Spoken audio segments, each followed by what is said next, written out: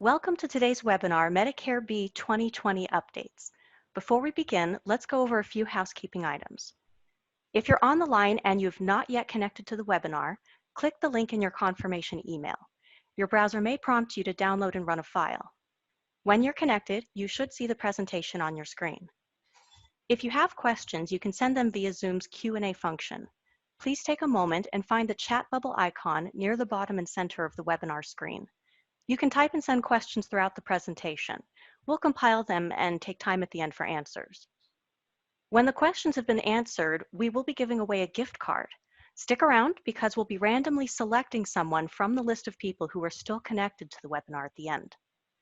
This webinar is being recorded and a copy will be made available to all attendees after the event. Now it's time to begin. Lori? Well, thank you, Sarah. I would like to welcome everyone from the beautiful state of Utah. And again, thanks, Sarah, from UHIN for setting up this webinar. My name is Lori Weber with Noridian Part B Medicare Education, and I've got some 2020 updates for you today. Who knew in the beginning of this year our lives would be living a pandemic? And I want to first say I hope all of you and your families are safe and healthy. I've got about 55 slides today. And again, thank you for attending. The information given in this training is correct as of today. As you know, especially in the new COVID-19 world, information changes daily. So stay tuned as CMS and Noridian are dedicated to bringing you the latest updates. Stay up to date with all Medicare subjects by attending presentations like this and visiting the CMS and Noridian websites. Now, for today's agenda, we will take a look at some of the newest information for 2020 from CMS and Noridian. Please refer to the details in the transmittals, change requests, or special editions in order to implement any of those billing and coverage changes that will apply to your practice. We're also going to take a closer look at the Noridian portal and some of its updates. And, of course, COVID-19 information and valuable resources. And I may indicate this throughout the presentation that please hold your question until the particular slide has come up, because we may answer your question further on in the presentation. So I appreciate that. The next two slides are a list of acronyms that I'll display throughout the presentation. For a full list of Medicare acronyms, please visit the following link above.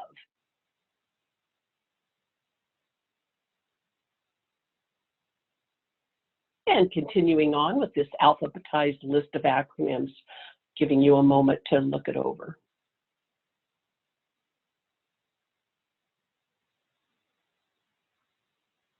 So slide 6 will start us off with the Medicare updates for 2020, and I've alphabetized them for future reference.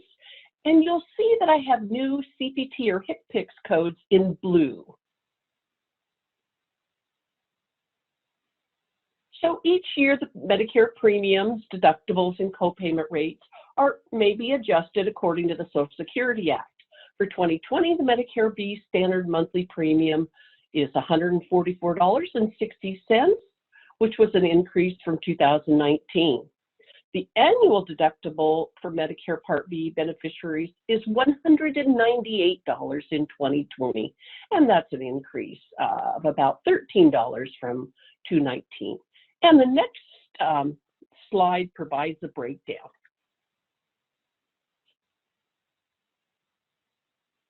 What Medicare did a few years ago is have an income breakdown that higher incomes from beneficiaries pay more for their monthly premiums. And that was just to make it fair. So you may start out with $144.60, but depending on your income, you can pay up to $491.60 a month.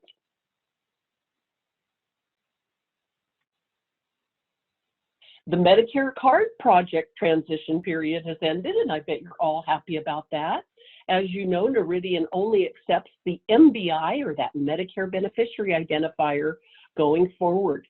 Claims submitted with a previous HICN number will be rejected regardless of the date of service as of last January 1st.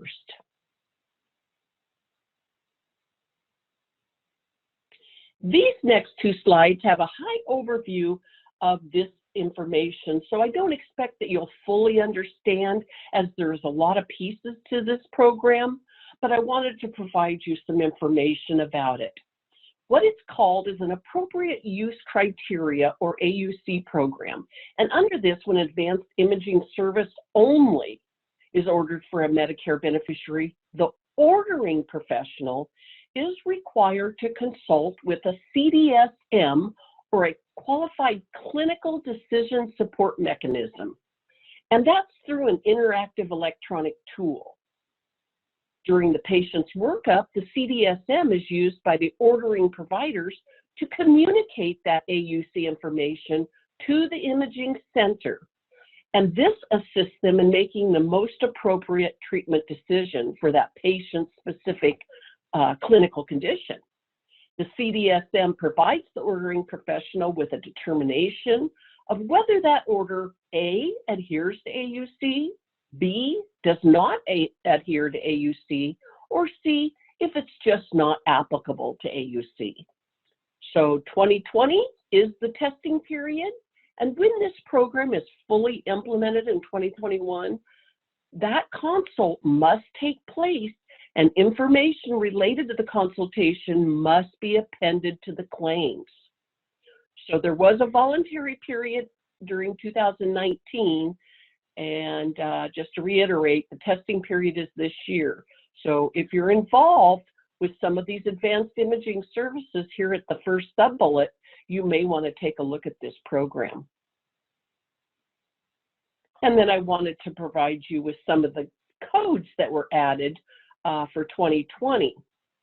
When CMS revised change request 11268 under this last link, they removed some of the CPTs in the second bullet and replaced them by adding the codes here in the first bullet. The place of service, or the POS, will remain where the imaging service is furnished, not where they were ordered from, not the imaging setting. Not the ordering setting, excuse me. And some of those applicable settings will include your ambulatory surgical centers, or ASCs, could be IDTFs, or independent diagnostic testing facilities, your physician offices, hospital outpatient departments, and that includes your EDs, or emergency departments. Changing gears here for chronic care management, or CCM. For the non-complex CCM, Medicare created a specific add-on HCPCS G2058 to be used with CPT 99490 if additional time is needed. It's used to report increments of additional 20 minutes clinical staff time and can be reported a maximum of twice per service period. When G2058 is reported, CPT 99490 will represent the first 20 minutes of the non-complex CCM, with G2058 reporting those additional 20-minute increments of service. In the second bullet here, we wanted to let you know that in CCM there is revised language for the typical care plan. CMS also replaced the phrase ordered social and community services with interaction and coordination of outside resources. And you can certainly read more at Change Request or CR 11560.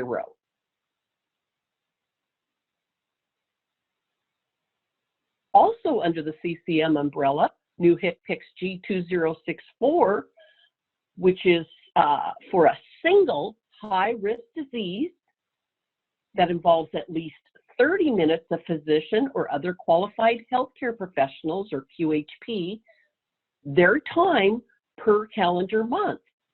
with one complex chronic condition lasting at least 3 months. And it has to be sufficient severity to place patient at risk of hospitalization or may have been the cause of a recent hospitalization. In any case, the condition requires a new disease-specific care plan and frequent medication adjustments, and or the condition is unusually complex due to the comorbidities. G2065 here in the second bullet is the same except where clinical staff time is involved and directed by the physician or other eligible QHP. Use this link below to search the Noridian system for the complete list of 2020 HCPCS codes and modifiers. You'll find new, deleted, and revised. Great news for those who order diabetic supplies or orthotics, prosthetics, and other durable medical equipment for your patients. We've now revised to only one order as of January 1st. This will help reduce provider burden by not having to choose between the 5 or 6 listed here in the second sub-bullet. They are no longer accepted.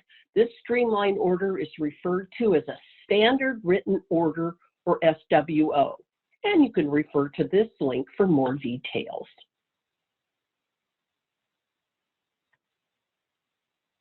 And DME also wanted me to share that they have a web page dedicated to the clinicians. So even though they have suppliers, they also want to provide information to any provider that orders. And so their medical directors will write up different articles, resource letters that also include different hot topics. They have checklists, and of course their mission statement and their names listed. So if your practice orders any kind of DME or what they call DMEPOS supplies or equipment, you are encouraged to look at this page and share this with your physicians and practitioners.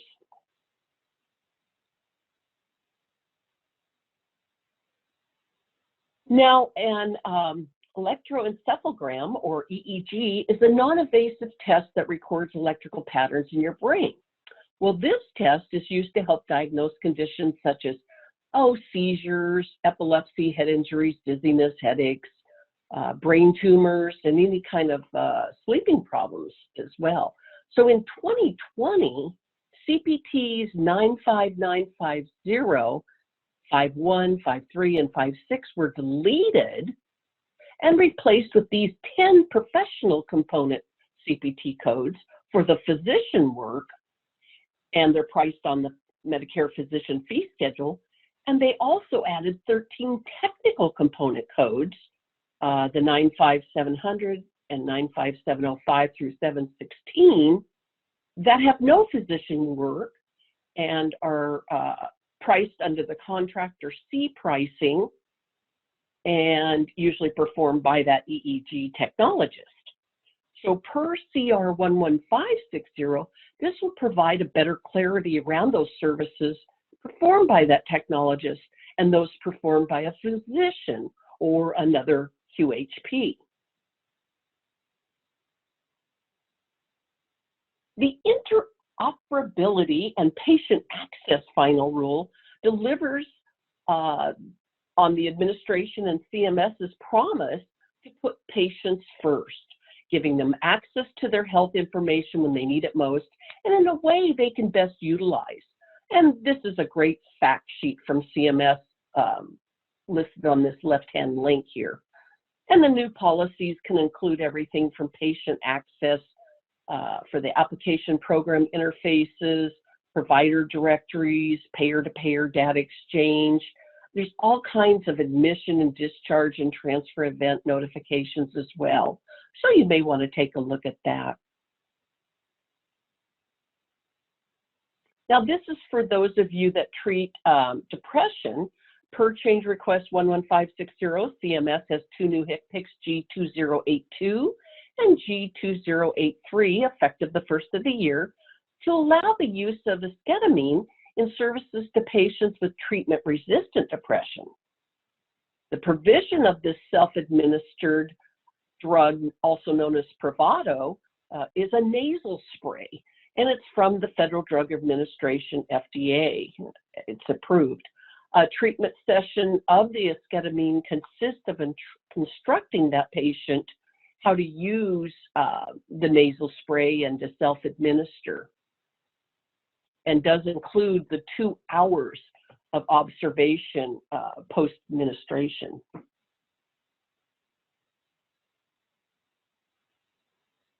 Change request 11392 discusses all the new ICD-10 diagnosis revisions to several of the national coverage determinations, or NCDs. If your practice is involved with any of these policies, you may want to take a look and see what diagnoses have been either deleted, added, revised, etc.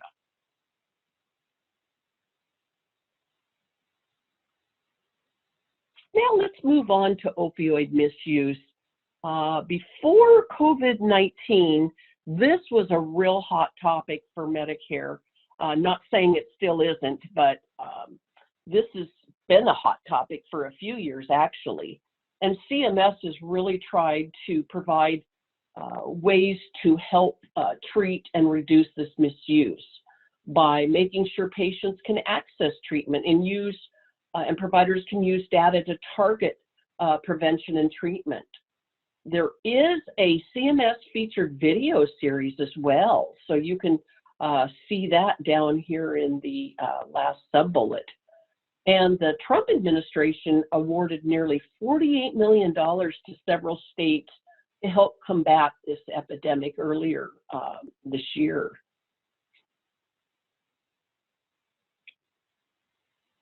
And OTP, the Opioid Treatment Program, was presented last year, and entities could sign up for this, enroll, I should say. And how they would bill is it would be a weekly treatment that bundles everything for a 7-day contiguous period, with everything from administering oral, injectables, or implantable drugs. It would include other medications, could be methadone and other non-drugs, and it would bundle all of that. So you'll see that in the coding coming up in the next slide, I think. Now here in the second bullet, we've actually recorded a 3-part, what we call education on demands, but they're recordings.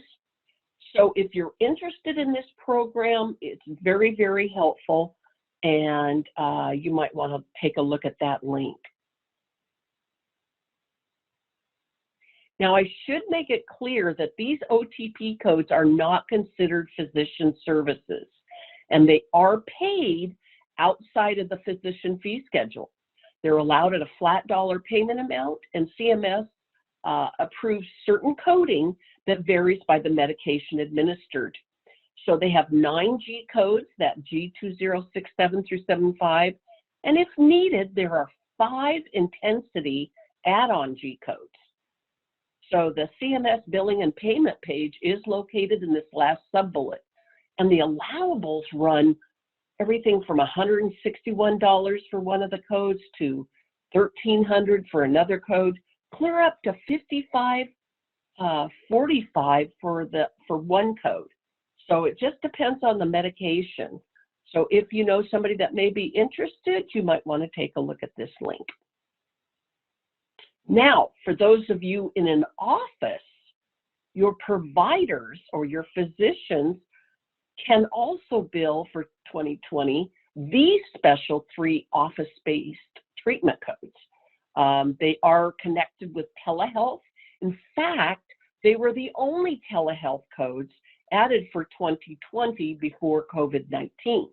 So each describes a monthly bundle episode of care that, depending if it's the initial or the subsequent month, or if there needs to be an add-on time, all of that needs to be met. And so it's including the treatment plan development and care coordination and any kind of therapies and counseling.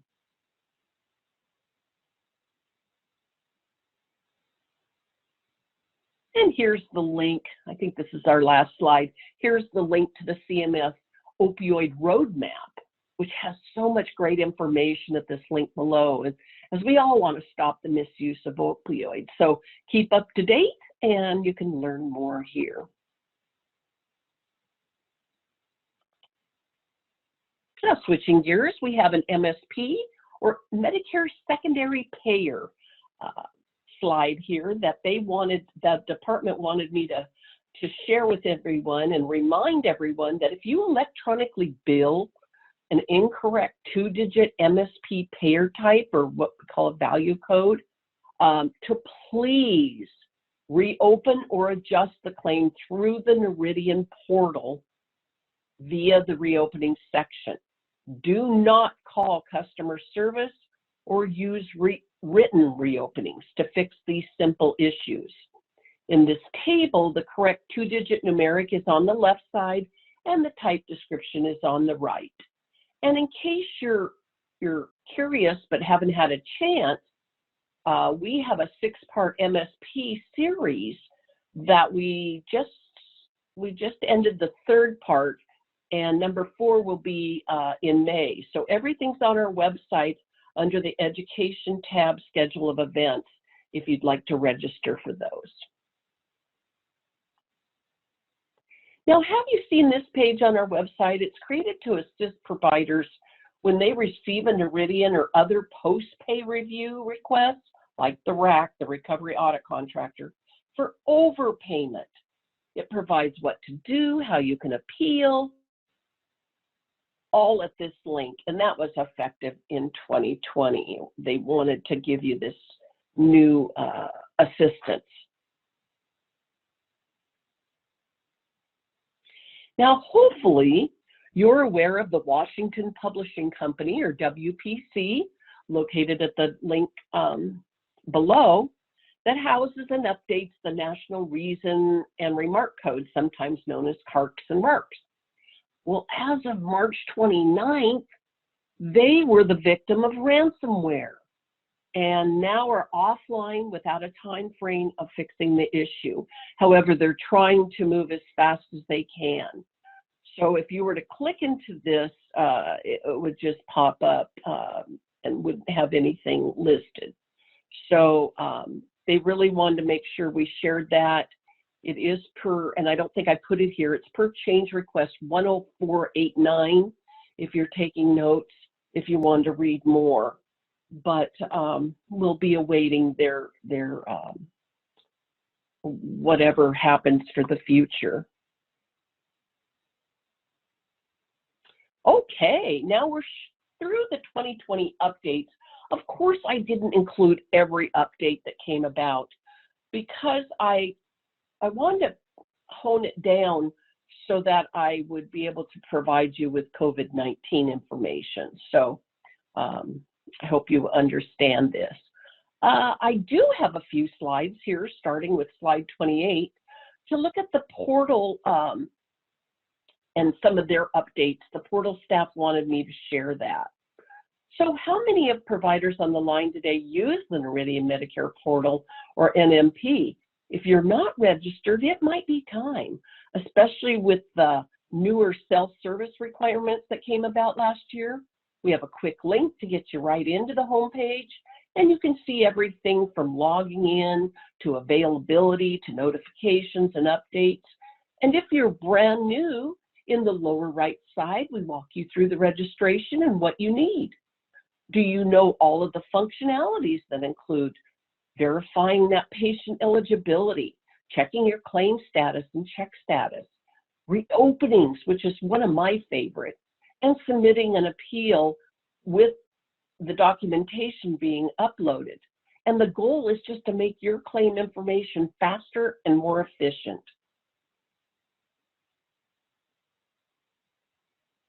And so just to give you some good news, I think these next two slides will tell you some of the updates that came into play last November. So the Noridian portal is constantly adding new features based on some of your feedback from surveys. And so here are the following that were just updated last fall that I talked about. NMP will now return Part B deductible information for all benefit periods included in the date of service entered in the inquiry. For example, when you're using the default date of service range, 12 months in the past and 4 months in the future, those will return, and you can set it to show benefit periods clear back to 2018 and 19 even. So in addition, in the second sub-bullet, we have a qualified Medicare beneficiary. Those are those patients that have both Medicare and Medicaid, or QMBs. It will show you an indicator when you search that. It'll provide if the beneficiary was a QMB enrollee during that benefit period, so that you can follow those rules. And all applicable hospice episodes for the beneficiary will be returned regardless of the dates of service entered in the eligibility inquiry. This was a great enhancement. I was happy about this one. With the Medicare Diabetes Prevention Program, or the MDPP, it's now available for a minimum of a year and a maximum of 2 years determined by the end date of period 2. So this is going to ensure that after the maximum period has been met, that no active MDPPs are returned.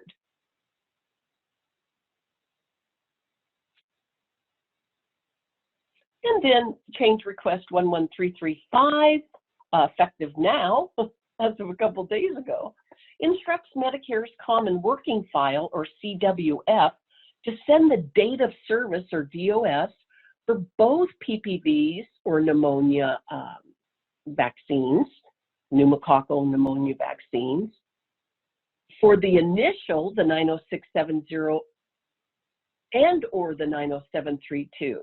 It'll show you if the beneficiaries have received one or both of the vaccines. Before, you wouldn't be able to tell. It would just give you a single date. So you didn't really know which vaccine they had had. So this is another wonderful portal update.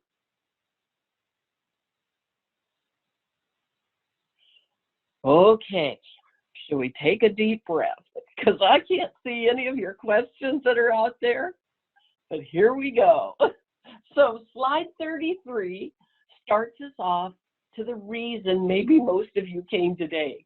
However, I'm providing a high overview and have been asked to have providers and their billers read the resources at CMS and Noridian that I'll provide at the end. And it's also going to include latest updates. So I will try to do my best to answer some of your questions, but you'll see in the upcoming slides that we have a plethora of telehealth presentations that are going to go into detail and also address your questions. So please bear with me here. So I hope this helps you. And we so appreciate your patience in this unprecedented time in history. And thank you for taking care of our Medicare beneficiaries. So COVID-19 is the 2019 novel coronavirus disease. So we know everyone's greatly interested in following the details as it regards to this pandemic. So the U.S. government declared coronavirus a public health emergency in January, and then I believe it was in March, early March, that it was declared a pandemic. And CMS has been providing guidance for the Medicare coverage for providers and beneficiaries throughout this process. So Noridian has taken appropriate measures to ensure that we'll remain open and fully functional. So don't worry about any of that. In order to provide the latest correct information regarding COVID-19, we had been directed not to provide any education. Just post what CMS posted and have all of the provider community had to call a special COVID number or call into the call centers. We've just been released as of yesterday, I think it was, that we could now educate on some of this. So that's why we have all these presentations coming up. So the main thing that we posted, and you may have seen if you're keeping up with this, is this first sublink about emergencies. And it had press releases and the latest public health as well. And there's also FAQs, and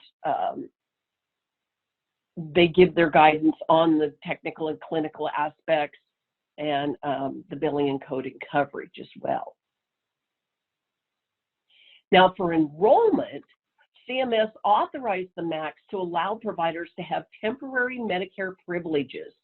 So for additional information, you want to refer to the link on the FAQs I was just speaking about that's listed here in the first sublink. It's also available on the Noridian's webpage and through the toll-free hotline that's listed here. Noridian staff has been accepting calls since March 20th and will be available 7 days a week. They've been averaging 90 calls per day, lasting about 13 minutes. So verification is completed while the provider is on the phone. As long as the provider is licensed in that state, they can enroll. And enrollment's also going to have their own webinar. So if you have any questions about the enrollment part, please register for that presentation. The link provided for Noridian is for jurisdiction. Does this one? Oh no, this was just CMS's. So in any case, go to your jurisdiction, which I believe most of you are in JF or Utah, and just take a look. When you call in, you should make sure that you're authenticating just like you would when you regularly call in. You want to have your full name and then the provider's Social Security number, medical school graduation date, license information, all of that ready, NPI number, etc. So, and that looks like they're open from 8 a.m. to 6 p.m. Central Time. You'll notice that Noridian is, because we're based out of Fargo, North Dakota, we're always basing a lot of our information on Central. So make sure that you're looking at that when you're reaching out or attending a webinar, etc. So I wanted to provide you with the emails to ask questions to the provider call center. This is where we're supposed to send you. If you have other types of questions, you can certainly call the, call the call center, or you can email them at this PCCB inquiries for other types of questions. Make sure that you're keeping those two separate so as not to hold up your questions and answers. Now this, I just wanted to bring this up. I created this because we did on March 24th, we put out this message. I didn't know if you knew this, but as you know, as I said earlier, NHS or Noridian does remain committed to our role in supporting the essential functions for the Medicare Fee for Service program and during this COVID-19 pandemic. So we moved 900 employees to work from home on a temporary basis and that was nearly, that was half of our staff, because half of us are already telecommuting. But it was an amazing feat, and it was done so smoothly, and we hope that you didn't even notice any interruptions in service. So our process was really organized and controlled, and it really phased in perfectly to provide continuity of the business operations. So we really wanted to make sure that our employees were safe. So today, 99% of our employees are working from home. So each of our office locations are closed and access is restricted to a handful of employees. Those employees are also operating under the CDC recommended social distancing. So we're going to continue to perform our work with quality and care. So we appreciate all of your understanding. So here we have the lab codes. and these are 2 HCPCS codes and 1 CPT code. The coronavirus diagnostic test panel is for U0001, and then we have any technique for the U0002, and then I think they allow around $35, and then the U0002 is about $50, depending on your state, of course, I'm sure. So this was all used or should be reflected in our carrier price codes. Now, we also have a lab code that they can also use, the 87365 that's described here, and this is the amplified probe technique. So all the billing for these 3 codes is accepted after date of service April 2nd. So that means now we'll be able to accept it. Or I should say we're able to accept it now, but I think that we went back to the March time, but I better check on that because I thought it was a March date of service and I did not write that. So we just want to make sure that you know that these panels will be able to detect the SARS-like coronavirus. And usually it's collected by a swab culture, I understand. So we'll have to read more and learn more on the presentations coming up by other colleagues. Now, this information on slide 39 is about identifying the COVID-19 testing by specimen collections. And here's the 2 new HCPCS codes with independent labs utilizing these when they're billing Medicare. So it's HCPCS G2023 and 24. So one's for any specimen source and one's from an individual in a skilled nursing facility or SNF or by the lab. So here's the link to that, and that's all the information I have there. Now we have coronavirus lab resources that I wanted to give you as well, which has the coverage and payment link, and then FAQs, frequently asked questions. So I wasn't going to go through all those, of course, but they should help you a little bit. They're from the emergencies pages, this especially the second bullet, and I just carved it out because it gives a lot of lab FAQs, so that you know about that. Now, this is probably my favorite slide if I was listening as a provider, because this kind of gives everything to me in a glance. Because we know that telehealth is not the same as telemedicine, is not the same as virtual visits, is not the same as electronic visits or e-visits. So this nice table was created by my colleague who will be presenting this also in the telehealth series. And it all came about because of the 1135 waiver, and the chart represents the virtual communication services at a glance. So when you receive this PDF, I would definitely print this slide and keep it nearby, because it's going to, if you're a coder or biller, because it's going to give you that information at a glance. Now, notate in the last row that the phone call CPTs, these were non-covered in Medicare, but now that we have the 1135 waiver, it's been lifted. So you've got the 98966, which is telephone assessments, and it's also for the, like E&M type of services, and those are time-based. And then the 99441 through 443 here in the last row is the telephone E&Ms, and the phone calls are still place of service 11, even though the physician may be in their home. So their temporary office, no matter where it might be, is still considered place of service 11, as if they were in their office. So I kind of, I want to make sure I go up to the top rows here. So telehealth visits, we all know that those have been around for a while, and CMS adds new codes every year. And those are using the audio-visual telecommunications. They have to meet that requirement.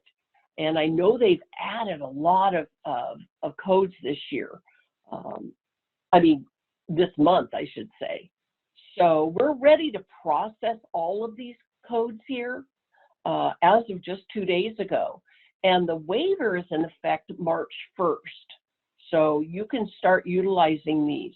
Now, the virtual check-in in the second bullet, these two were here for the last year or two. So they're nothing new. The e-visits, I believe they actually came about this year as well. So you have in the third row, communication through a portal. Most of us have our own healthcare portals, so we are able to communicate with our physicians or other practitioners that way.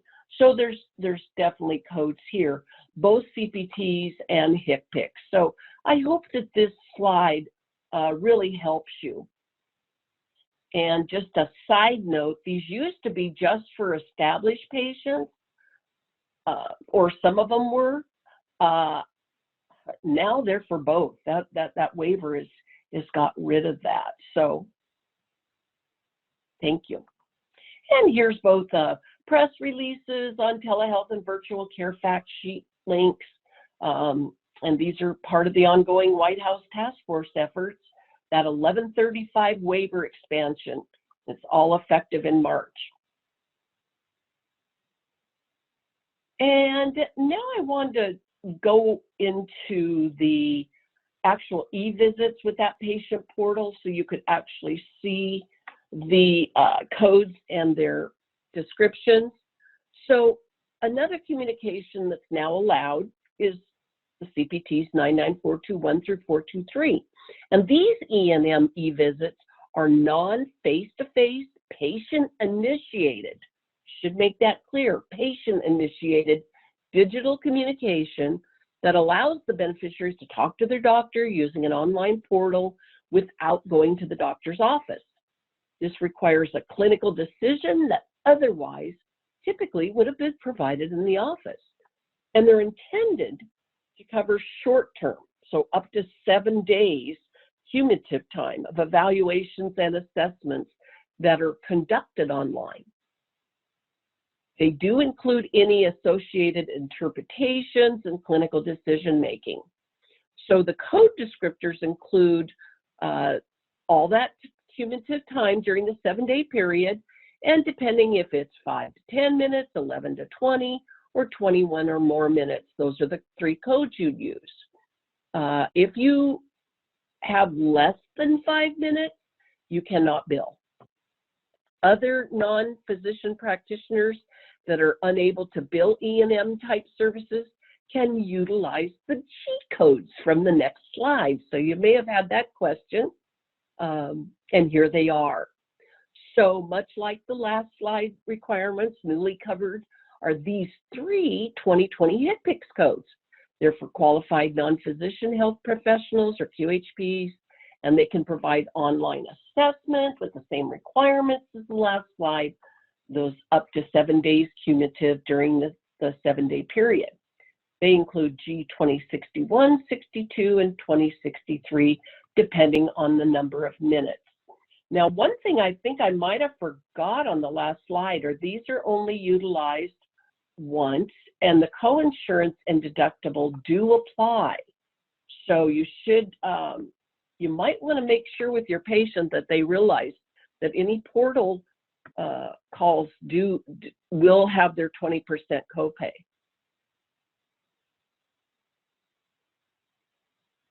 Virtual check-ins, we kind of talked about that earlier. That was another one in our table, and we've been reimbursing for these anyway. There are these 2 HCPCS codes, and they're also known as a brief communication technology-based service. Here's their descriptions, and again, the unmet deductible and coinsurance apply. So you have the remote evaluation of the recorded video, and these are for the established patients. However, I think that even though I put established, I believe that they've waived the new or the established, but it's to help those patients from having to go into the office as well. And accelerated advance payments. I don't know if you've heard about this. These just came out as well. And what is happening is Noridian or CMS will advance payments to provider offices that need these necessary funds because they've had a disruption in either their claim submission, processing, or just patients.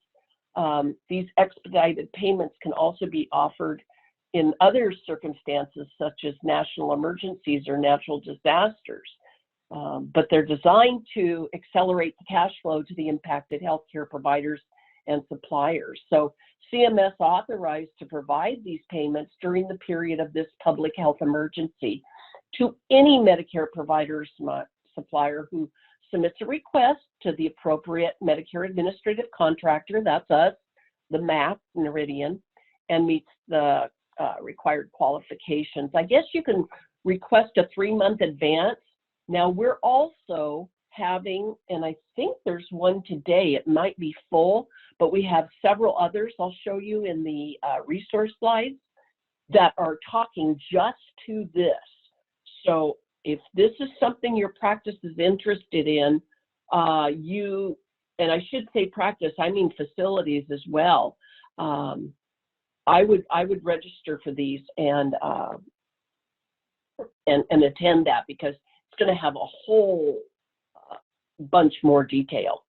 And I guess you can request a 3-month advance, and then the hospitals and the skilled nursing facilities have a year to repay, and providers have like 240 days to repay. So make sure as well that the electronic signature that you send in has to be whoever the legally obligated person is, like your CFO, your CEO, or your actual doctor, your actual physician or provider. It can't be the usual appeals person that sends it in. So, so we should, oh, I wanted to let you know too, we had, I think it was as of Monday, we had over 2,500 requests for this. So it's no problem. We want to help and make sure that you're still solvent. Okay, so now we're going to finish up. We're in the last few parts of our slides here. Finish up with some resources by CMS and Noridian, and starting with slide 47 here. This is the Medicare Learning Network catalog. Has just a wealth of information. The April 2020 just came out, so wanted to let you know about that. Here, if you haven't had a chance, is what the JF Part B website looks like. Now on the home page, you're going to see all the COVID stuff, has that emergencies page, a COVID-19 page, also includes this 800 number here. And I would just bookmark it for your jurisdiction. Here's the link above. And I also wanted to share with you our schedule of events page. I believe I do this every year to make sure that you know where you can sign up for webinars. We do have so many webinars specific to COVID-19, but we also are presenting other webinars. For myself, I have a couple of chiropractic webinars at the end of the month. And there's the advanced beneficiary notice. There's just some others, so we really wanted you to know about that. Here is the link above. So this is a summary of some of those. So telehealth and virtual services during COVID-19. So you can see one of the webinars is happening tomorrow, and then there's several other days and times. Then the Accelerated Advanced Payment Program also has several webinars. with one happening, I think, just an hour after mine is completed here. And here's the link to find those. And then I broke it out in the next 2 slides because I wanted you to have the exact times. They're always in Central Time, as I said earlier. And of course, I didn't list other webinars like quarterly updates and mammography screenings. So I wanted you to make sure that you go out there and look at the April and May. And so that you can convert these times to mountain times. And Noridian is trying to present at different times of the day to accommodate our Alaska-wide providers as well. Or maybe sometimes you're not able to go during the day. It's just so crazy in your office. So as you can see here, here's one on Wednesday that's at 5 o'clock. So that would be 4 o'clock Mountain. It might be something that you'd want to attend the April 15th one. And then we've got the telehealth visits, the same thing. They've got all kinds of times involved, just remembering that they are Central Times. And this one is really important because it's going to give you all those special relaxation rules during COVID-19. They're going to give you the covered healthcare portals, and hopefully you'll be able to attend one of those. And lastly, the best way to keep up with all the information for Medicare is to sign up for Noridian's biweekly emails that post all CMS and what's new articles, and also all of the webinars we're presenting. The Part AB listserv sends out updates on Tuesday and Fridays, unless there's a special email. And the sign up is simple and quick. We don't sell your information. It's always free. And you just scroll all the way down on the Noridian JF homepage and click subscribe. With that, may I take any questions, Sarah? Yes, and I wanted to have had several questions come in. Some of them may have been answered by later slides, but the first one that had come in was about which place of service code and modifier should be used on telehealth mental health claims as they navigate COVID-19. Were the codes that you showed before applicable for mental health? If they're on the telehealth, yes. And I know there are several mental health CPTs that are in mental health. So yes, what the provider would probably want to do is we just updated our static page under Browse by Specialty Mental Health on the Noridian webpage.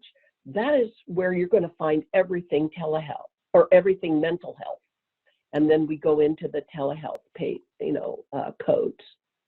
Wonderful.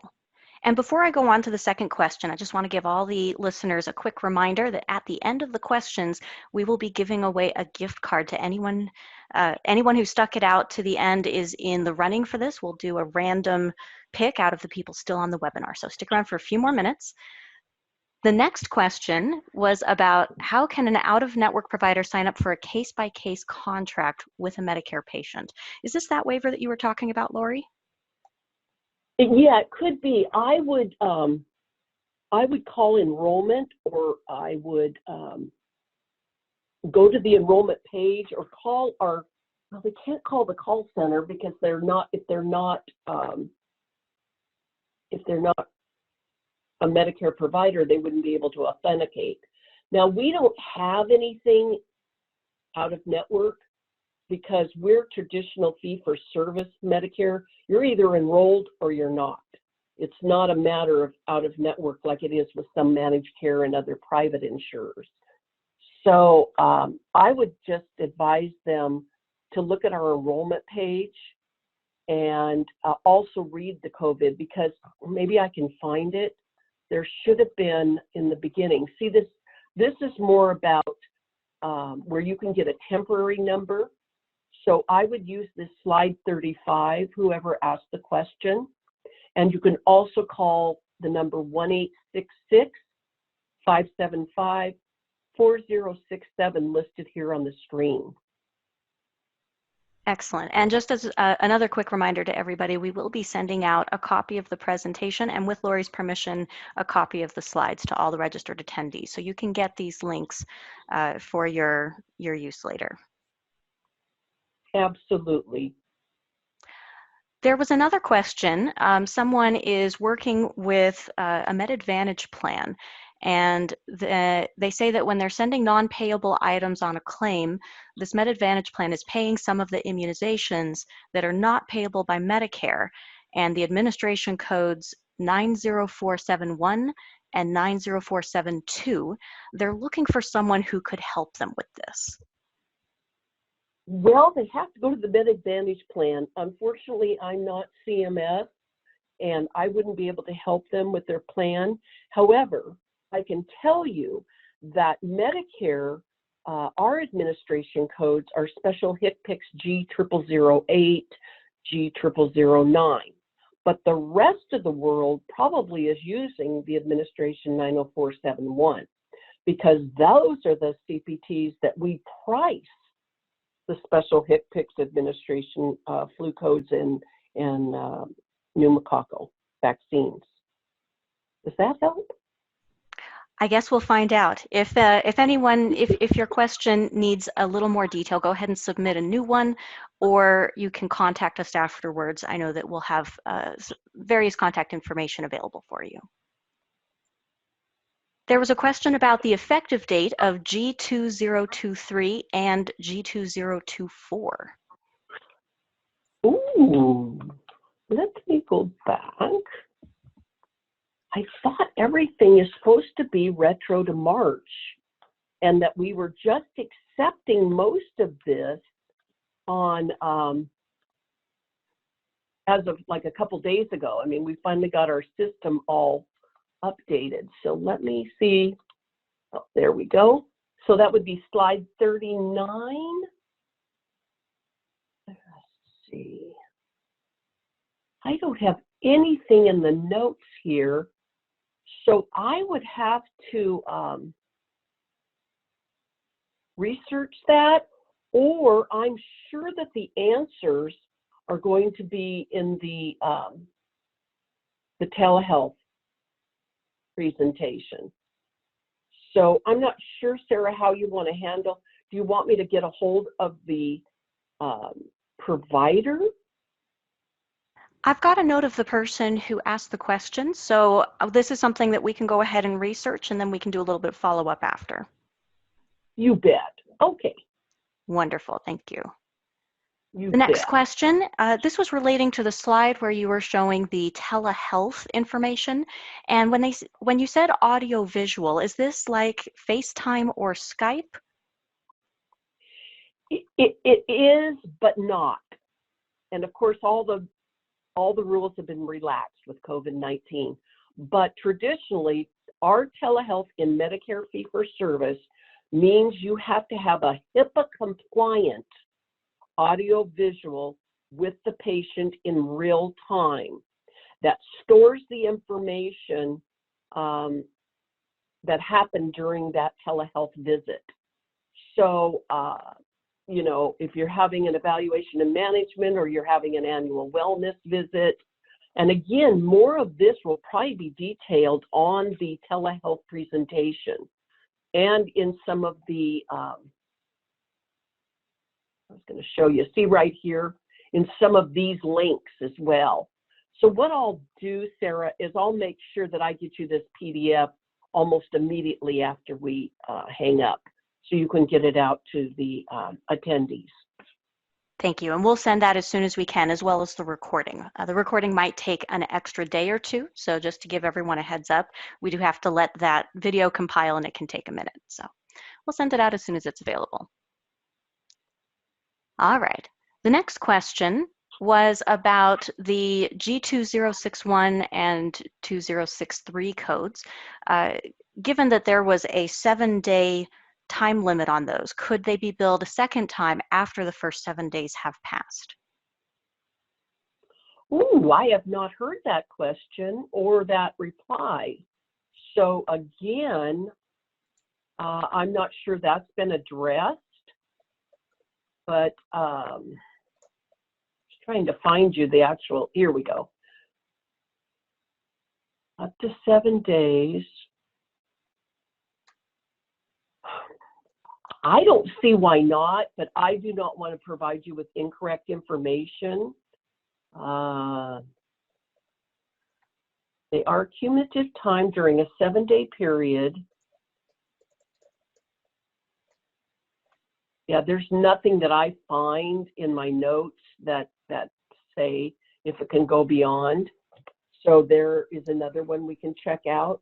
They may have the answers, and I don't have a copy of it yet in the telehealth presentation. Like I said, just please, you need to register for one of these. It will really help you. Excellent. And I've made a note about that follow-up item as well. You bet. Thank you. Absolutely. There was a question about, do the virtual visits and phone calls apply only to physicians or also to psychologists? We talked a little bit about that earlier. Is there anything else you'd like to add, Lori? I don't think so. I think we addressed that as there's a couple different codes. So if you're talking e-visits, then a physician or QHP, which I believe the psychologists are under that, along with clinical social workers, all your mid-levels like nurse practitioners, physician assistants, they are all in that realm. And then if it's not one of them, then you use these e-visit codes here on slide 44, where you use HCTC. So physician community and mid-levels, and which include the clinical psychologists, that they use the CPTs. But if you're talking about just the virtual, if you're talking these two G codes, then anyone should be able to, any eligible provider should be able to provide this virtual check-in. Wonderful, thank you. The next question, if we bill a code in units in excess of the MUE, is the entire line item denied or only the excess units? Normally, the whole thing is denied or rejected. MUEs may be, I know that they were talking about MUEs would be suspended, but don't quote me on this. Again, this should be talked about in the upcoming presentations, because they understand that, you know, things are just, they're like we've never seen before. So they are relaxing so much through this COVID-19 area. But I have not been on the task force because I've been getting ready for a trial and other things.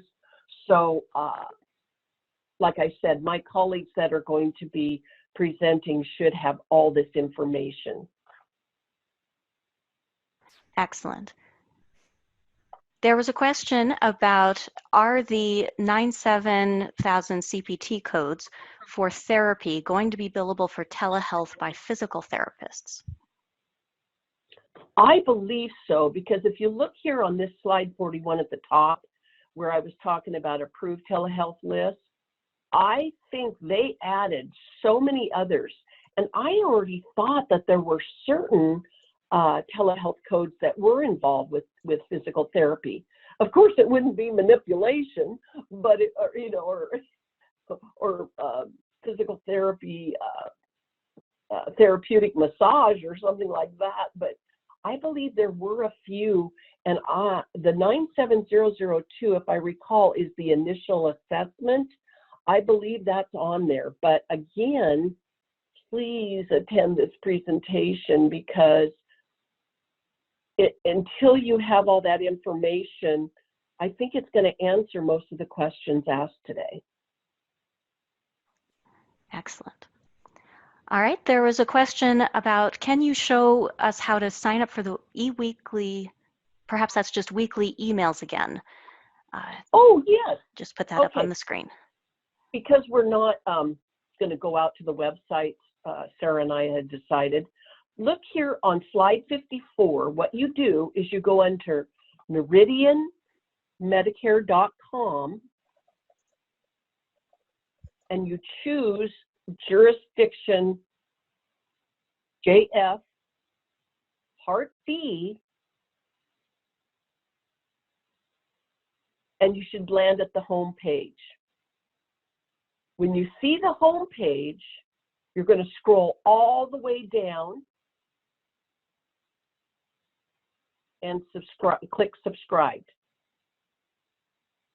And it should take you about less than 20 seconds or so. It's just going to ask you a couple things. And then what you should see, and I'm going to move from this slide to the, oops. This is what your page should look like, and here's your complete link if you want to go straight to it, if you want to copy that down. Wonderful. And we can probably leave that up there for a minute. We do have a few more questions still coming in. Sure. Let's see. So there was someone says, is there a, oh, okay. So I think this is a continuation of a previous question.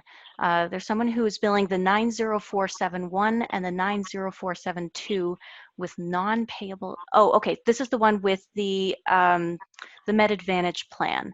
And it says that they are paying on these non-payable immunizations, and they're wondering if you have a contact with CMS that you could direct them to. Oh, I don't, in Utah, I believe your region, you have to go out to your CMS region, because I'm up in the Seattle region, so I can't give you their number, but it should be Denver, I believe, is Utah's. So maybe Google CMS region, you know, Denver, Colorado, and they should have a Med Advantage department that can help you out. Great. And I'll make a note to follow up with this particular requester as well and make sure that you get a contact. And I might be able to provide a contact on the Med Advantage side as well. So we'll see what we can do with that. Just, you know, we will be following up with you. We'll mark that one as done. All right. There is someone who is following up to a previous question about psychologists and billing some of these codes, and they said usually psychologists cannot bill E&M codes. Is there anything else you want to mention related to that? Oh, okay. But you have your own type of E&Ms that you can use. If they're talking assessment or, and perhaps, Sarah, we should just work with them offline. Okay, I've made a note, and we will be following up with that one to do more of a conversation, see if we can figure out how we can get that done. Okay. Oh, there was a question about getting that Med Advantage contact to other people as well. I have made a note of the person who asked that, and I can send that to you as well. It's probably the sort of thing, though, not everybody needs it. It's just for very specific problems.